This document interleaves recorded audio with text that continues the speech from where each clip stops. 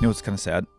I've been getting a lot of private messages and DMs, probably around the holidays, because about people wanting to end their life or unalive themselves, I guess is what we're supposed to say now, which is stupid. We all know what they're doing. Like, language is important, but give me a break.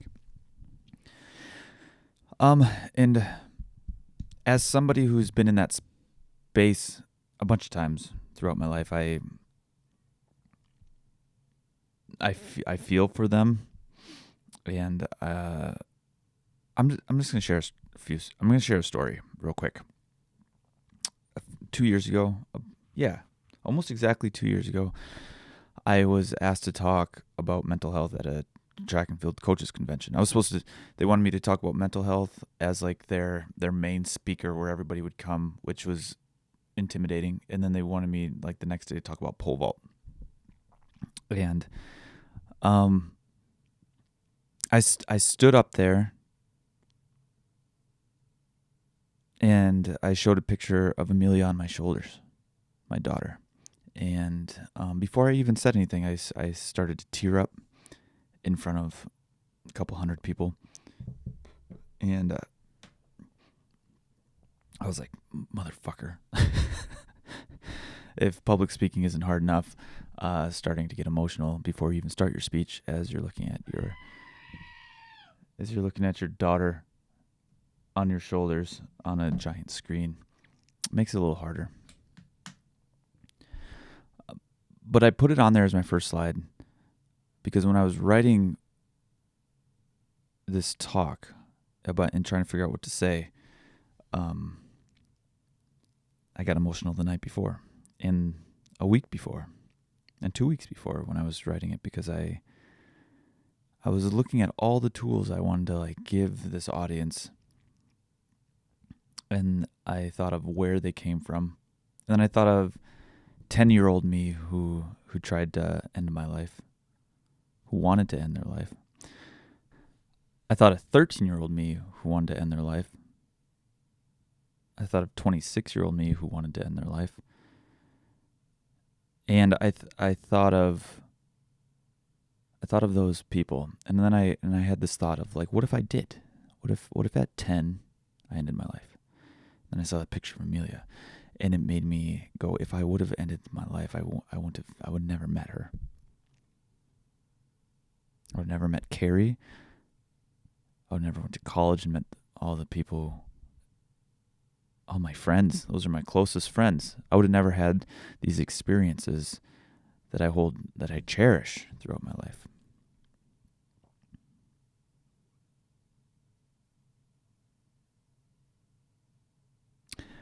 But I will say, I'm getting emotional thinking about it now. But at 10, I was done. I couldn't even wrap my head around what could happen in my life. There was nothing good happening at that moment. And I felt the same way at 13.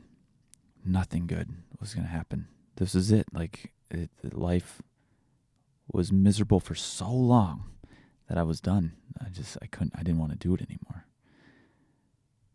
And 26, it was about this. It was the same. That hole you kind of climb into, where nothing changes for so long. You don't think it can change. You don't think anything can change.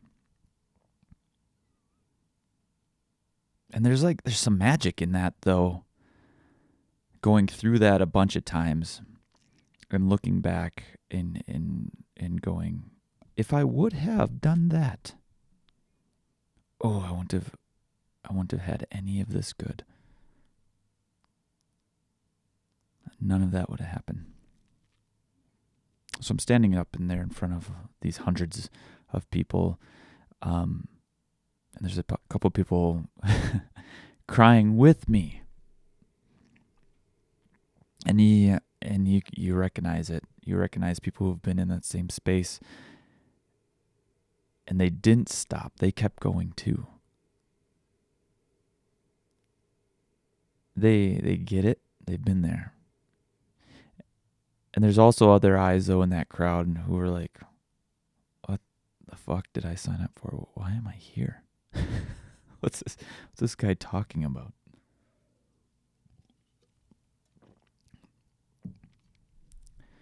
Some of those people, definitely older, emotions aren't real. Hide them, and some of those older people did feel that too, though. They were getting emotional too. And then I went on and shared all these tools that I've learned through 2 mental health hospital stints and some good therapists, things I've learned from bad therapists. And I was telling them how ineffective that was. And you share what you learned through this terrible journey you've been through. And I think I'm sharing this because I don't always know what to tell people, especially when it's a DM. You can't read their face. You can't see what they're going through. You can't hear what they're going through. You're getting words, and getting an email or a direct message is such a crummy way to communicate with somebody who's in such a emotional and vulnerable space.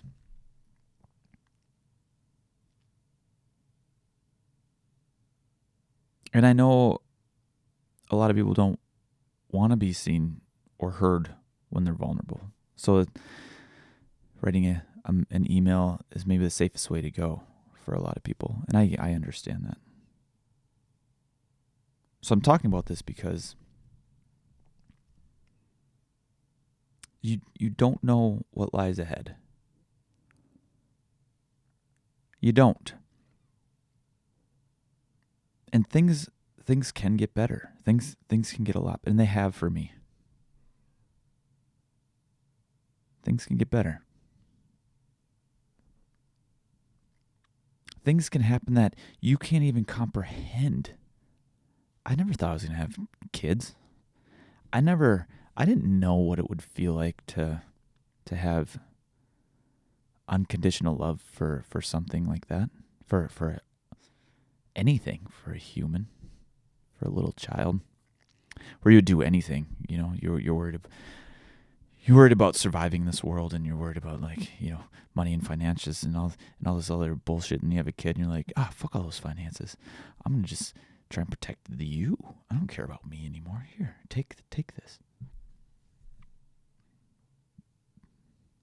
I've heard other people whom I think I've talked about this in a podcast. A gentleman who wanted to end his life driving down the road, and he ended up marrying the love of his life, someone he thought was so far out of his league. He got some help. Started feeling better. He took a swing. He took a fucking swing at this girl, and they went on a date. And then another date, and another date, and another date. And within the year, they got married. And she felt the same way about him. Like, I wish he would just ask me out. And that's the kind of stuff I like to remember, because what people don't tell you is you might fall into this, I'm just going to fucking say it, you guys. I don't like playing the word game. You might fall into the suicidal trap. You might think about ending your life. And if I'm being honest, it crosses my mind at least 3 times a week. I think about it. I'm like, things get really fucking hard, and it's almost like my default place to do it. And what always pops into my head is, things can get better, and they have.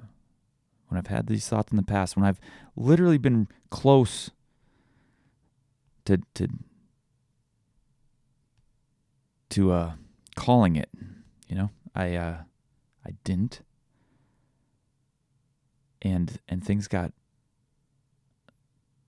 a lot better and different than I could have ever imagined, especially in that moment, because a depressed brain, or when you're in a really rough spot, there's that, and sayings are kind of bullshit, right? Like when you're in it, you're like, fuck you and your sayings. I don't care what you have to say to me. Nothing's going to make me feel better. But like that saying is, I think a lot of people, and I have been one of these, is like, I don't really want to end it. I just want all this fucking pain to go away. I just want the fucking pain to go away. And if you can sit in that for a moment and go, if this pain did go away, would I still want to keep going? And for me, 100% of the time it's been yes. It's like, if the fucking pain can go away. And again, for me, it's always when I don't feel like I have any other options or any other way to go or something else to do. Like, I feel like I've exhausted all my resources. And then a lot of times, I consider myself a pretty creative and logical person. So when I can't come up with another solution, that's when I'm like, fucking done. Like, I can't. I got no other roads to explore. And this is hard for me too. But when I've talked to people about this, other people might have some roads I've never even known about. And that's what happened at 26. I went to a mental health hospital. Didn't want to go. I kind of went in kicking and screaming. But I didn't want to die. I knew that. I kept I just wanted the pain to end. And what kind of got me in there, in my own head, which was just I want to have control, so I don't want to be inpatient. I don't want to be checked in someplace where I can't leave. I need to have control of my own destiny, my life. And so I said, the only way I'm even attempting this is if I can go outpatient, where I can go in, I can learn what they're trying to do, teach us, and then I can leave at the end of the day. I have this option. I just wanted the options. And then 2, the other important thing for me, hold on, I need a little drink here. I'm getting a little fired up.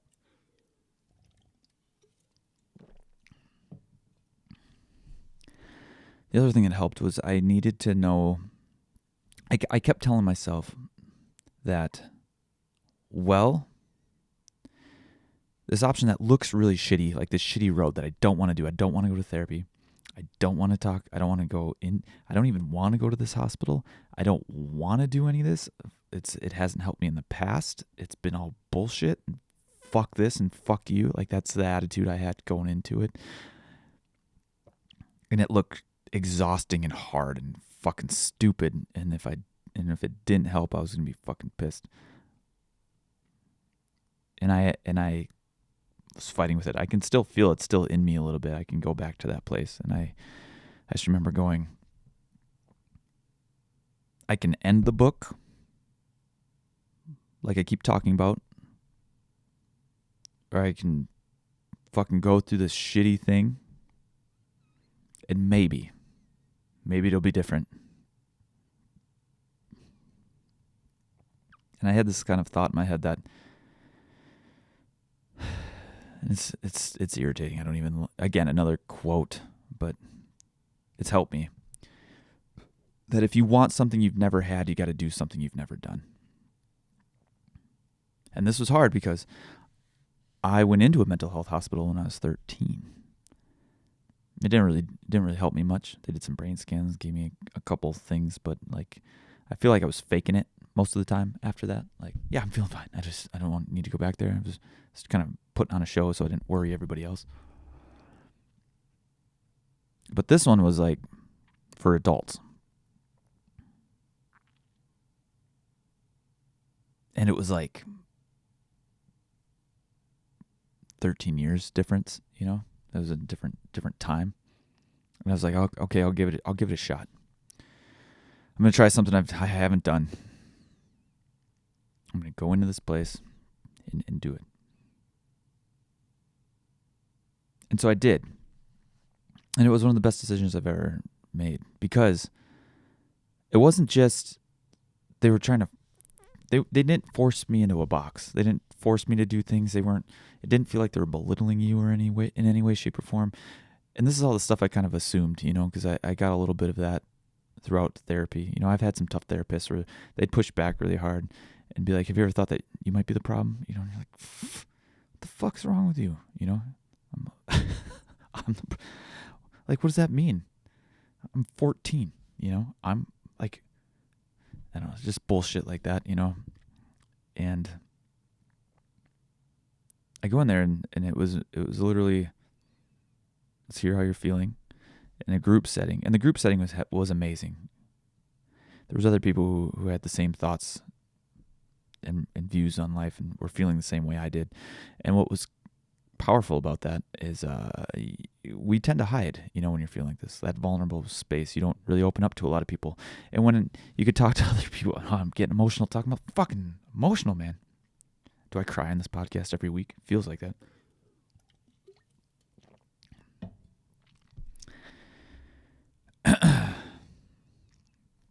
When you realize you're not alone in this and other people know how you feel, it's powerful. It's really powerful. Because when you talk to people who don't understand it, like when I was standing in front of that hundreds of people and people were looking at me like, this fucking kid's crazy. Why is he even here talking to us about this? And I'm not even a kid. I was like 38. To them, I was a kid. But when you get that your whole life, and when you talk about feeling suicidal, and they look at you like you're insane, you're like, I feel this way. I don't know what else. What am I supposed to say? Like, this is how I feel. And they almost get uncomfortable and like walk away and like dismiss you. Go away. I don't want to. This is too much for me. You're like, I'm too much for you. That's the message you get. But when you're in a room with people who are like, oh, yes, I get it. It makes sense. It would feel that way. Absolutely. And the therapists are validating how you feel too. And you're like, oh my God. And then it kind of like right now in me, it starts coming out of you. All that fucking shit you're not trying to show anybody, and you just fucking let it all out, and you show everybody. You're like, this is how I feel, and it all comes out, and it comes out in tears, and it comes out in I don't know. For me, it's in my throat all the time. So it comes out of your throat, and your chest gets like that tight feeling, and then it like loosens up, and it comes out, and it feels good. And then part of that pain starts to go away. Like, it was in you, and now it's like it's coming away. And all that pain starts coming out. And I'm noticing I've been holding on to some lately, obviously. And you think about, if you could take the pain away, would you still want to end your life? And you sit there and you're like, oh, I took some of the pain away. There's a lot still in there, but I took some of it away, but I feel a lot better. I feel a lot better already, and just a little bit went away. And that little bit makes you go, I wonder what it would feel like if a little bit more went away, and a little bit more, and a little bit more. And so I'm in that mental health hospital, right? Just in this group setting alone, I'm like, oh my God. And people have like similar feelings, but different situations and things have caused it, right? Like some was divorce, and some was a job, and some was how they were treated in their childhood, and some was like a little 15-year-old kid, right? And some was like an 85-year-old lady was in there. And we all felt the same way, different situations, but man, just talking about it and being seen and heard felt so fucking good. It just felt good. And we would do group things like that, like 3 times a day at least. But we'd always start that way. And then we would learn tools. Some of them were like meditation, and some of them were like cognitive behavioral therapy. Some of it was just like doing art and getting your feelings onto paper or onto a screen or onto something, right? Just a lot of different tools. Most of them I forgot because they weren't helpful for me, and they might be helpful for other people, but meditation was helpful for me, and mindfulness. cognitive behavioral therapy was really helpful. And seeing cognitive biases was really helpful for me. And again, they didn't push these on you. They were just like, hey, look at this. Here, take a peek at this. Try it. If it works, cool. If it doesn't, cool. Then you know it doesn't work. We'll try something else. And at the time I was in grad school, and that's how we did science. You would have a hypothesis, you try stuff. If it didn't work, it told you not to go that way, you can go a different way.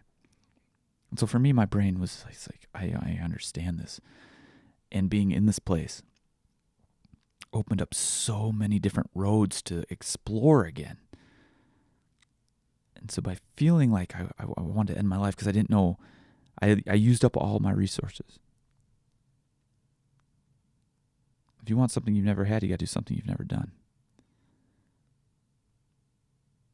If you want something you've never had, you got to do something you've never done. And me going into that mental health hospital was so different than anything I was doing at that time. And I had such a shitty past with therapists and the first mental health hospital place. I mean, it was good. It just didn't really do anything for me at that time. But this one, man, this was so different. And another thing they told me, which was super powerful, was they're like, meds don't work on everybody. They were very honest about it. They're like, here's the data. They presented me with data. And they go, some people it works really well. Some people it doesn't. Sometimes they stop working after 3 to 6 months or a year. Sometimes they don't work at all. And that made me trust those people because that was my experience. And every other doctor was like, I don't know why they're not working. Let's try something else. They were very honest with me. They were honest about relapses and the ability to fall back into these depressive episodes. They were honest with all of this. But it created this space, right? And it allowed me to find other roads, And I have this like written on my desk. And again, another quote. You guys will get sick of me talking about quotes, but like, insanity is doing the same thing over and over again, expecting different results. And man, insanity sometimes feels good because it's predictable. But you're in this loop, and the same fucking shit keeps happening. And you're like, maybe I'll just do more of the same, and then the loop might get a little faster, or it gets slower. You don't really know, but you're still in the same fucking loop. So you got to do something else, right? You got to get out of that loop. You got to, if you want something you never had, you got to do something you've never done. And that gets you kind of out of that loop.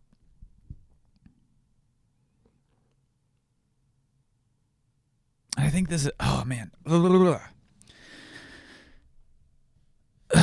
This is hard to talk about.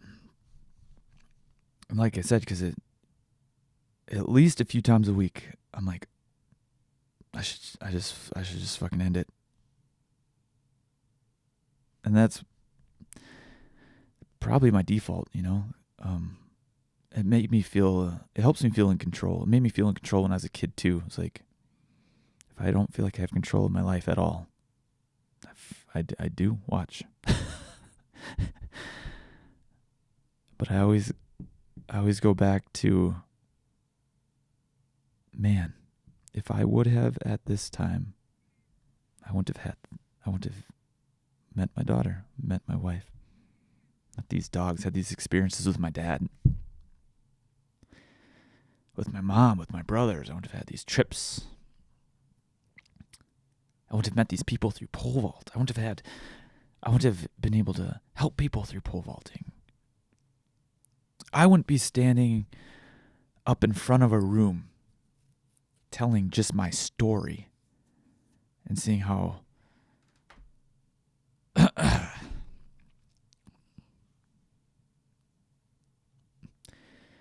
right, I'm going to take another drink. Hold on just a second.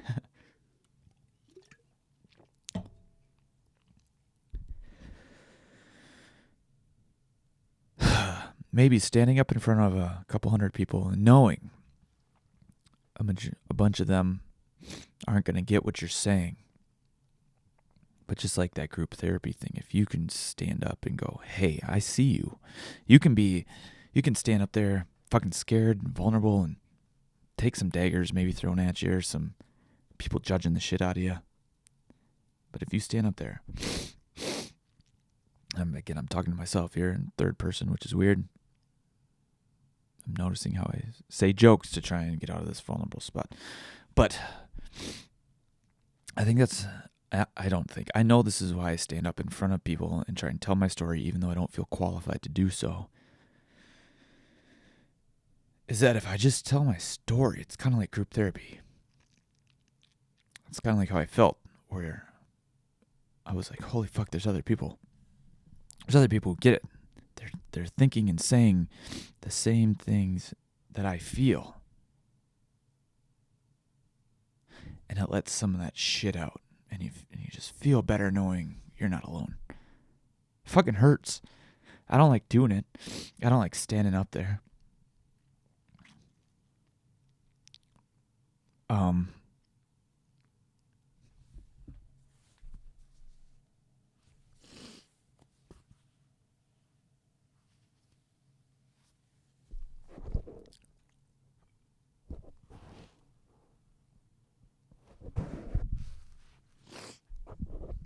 I'm sorry.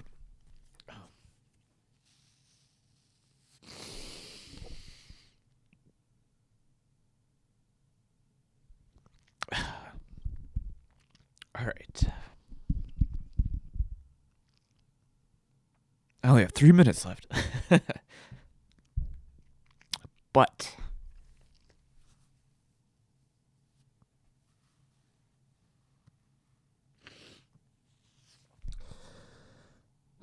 it kind of gives meaning to it, you know? Like, all right, this whole shitty thing that happened growing up kind of gives it a meaning.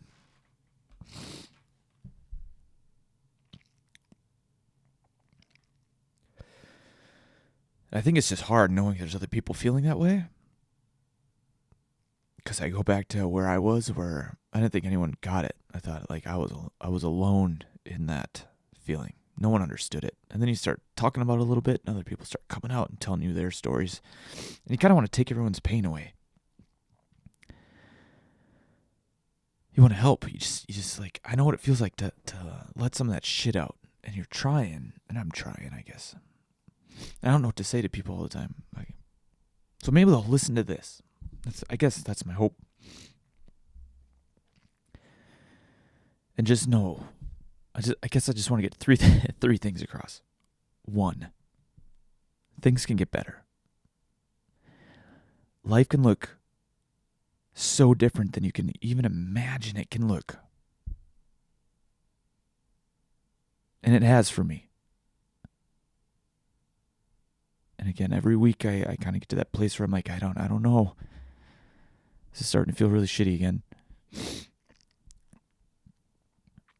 And I have to force myself to do something I've never done.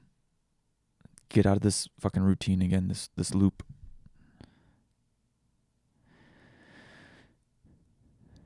And it starts to look different. Life starts to change and open up. And sometimes getting out of this loop is really, really hard and really painful.